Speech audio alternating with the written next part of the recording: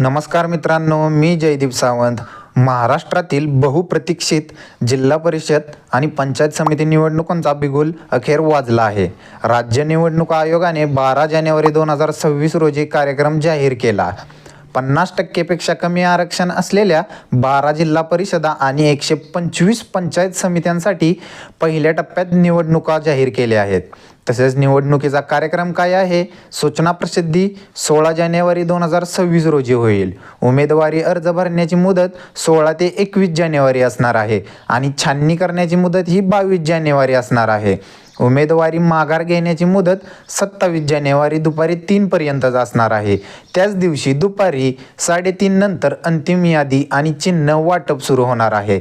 तसेच मतदान 5 फेब्रुवारी रोजी सकाळी 7:30 ते संध्याकाळी 5:30, मतमोजणी 7 फेब्रुवारीला.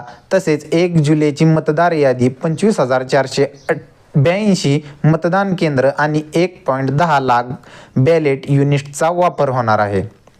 तसेच महत्त्वपूर्ण पार्श्वभूमी अशी आहे की सुप्रीम कोर्टाने 15 फेब्रुवारीपर्यंत मुदतवाढ दिल्याने हे शक्य झाले.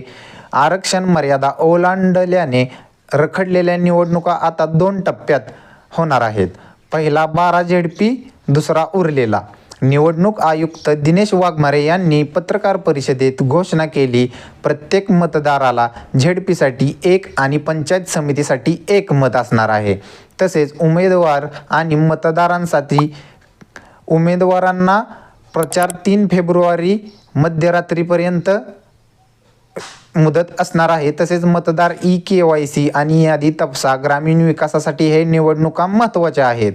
तसेच या बाबतीत मित्रांनो, तुम्ही अद्ययावत राहावा. तुम्हाला हा व्हिडिओ आवडला असेल तर व्हिडिओला लाईक आणि चॅनलला सबस्क्राईब नक्की करा.